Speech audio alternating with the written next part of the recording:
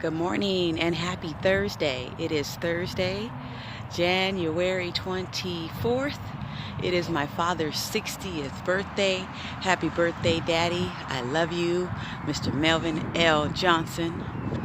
You are amazing, and I cannot wait to see you this summer. I have a surprise for you. This summer, we're going to have well, I'm not going to expose any details yet, but there's going to be a surprise this summer for my daddy, who turned 60 years old today. Love you, Daddy. Stay strong, Daddy. Continue to be that strong example and role model for our family on the East Coast and the West Coast. I love you. Today's message is titled, What Habits Are You Teaching Your Children? One of the things that I would like to encourage you to do is to teach your children leadership skills. And for me, I usually teach my students leadership skills as I'm teaching them content. And so, for example, one of the things that we do is public speaking. And I have them go up in front of the room and introduce themselves. And I give them a topic to speak on. And sometimes they don't know the topic and sometimes they do, but it's a practice for you to get up, be confident, even if you don't know what you're talking about. The experience of getting up in front of other people makes you overcome fear and anxiety of being rejected by the crowd. So the way you overcome that is you just get up, you raise your hand, you volunteer to go first, and then you kick back while everybody else pees their pants. So that's how I look at it. That's number one, leadership skills, public speaking, even if you don't know what you're doing, because it shows that you're willing to overcome your fear in that moment. So that shows confidence and that shows courage and leadership. The second thing is to communicate your needs and talk. Talk about what you want. Talk about what your goals are so that people are clear when they enter a relationship with you. They know where the boundaries are because you've explained it ahead of time. Too many times we enter relationships and nobody understands what the boundaries are. And so you end up violating people's boundaries and making people mad. And you don't even know what happened because they don't even say anything. Speak up. That's number two. So public speaking is number one. Speak up in your relationships is number two. And number three, write everything down. Document everything that is happening in your life. The good, the bad, the ugly, the sad, the drama, the confusion, the frustration, the irritation, the annoyances, and the happy pleasures and the joys, the guilty pleasures.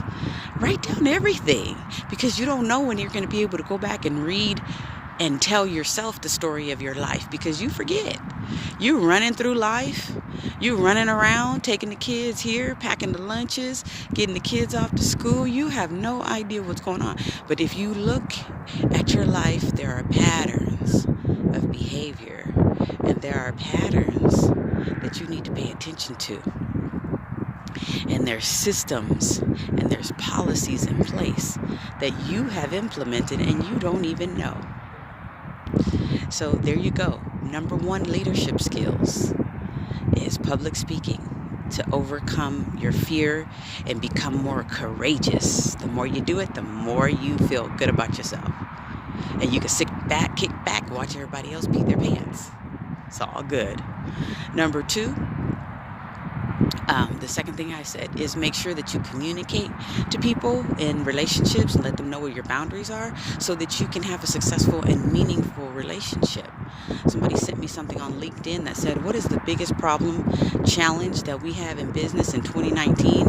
And I said, the biggest challenge that we have in 2019 is the lack of knowledge on how to create meaningful relationships. Period. And I literally wrote the word period and then put a period there. So we need to learn how to connect with each other on a better level and how to be more respectful to each other and how to be open and honest with each other and communicate.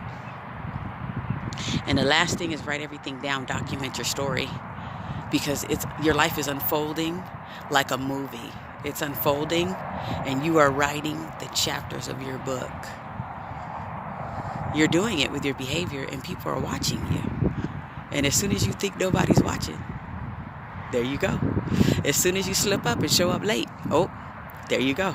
That toughest customer is there, watching, waiting. So you better document the things that you can control, and you better document the things that are happening that are good and spicy and delicious and enjoyable. Because as soon as you get on hard times and you go through some trials and tribulations, guess who's watching? The haters and the naysayers, the doubters, the fretters, the scorners. They fretted, they scorned, they even mocked Jesus. So if they mock Jesus, you know they're going to mock you, because you really ain't nobody compared to Jesus. We all just filthy rags compared to Jesus. So have a wonderful day. Teach your children, your grandchildren, your nieces, your nephews, your cousins. Teach young people leadership skills, public speaking, communication, and writing. Bye now. Have a great day.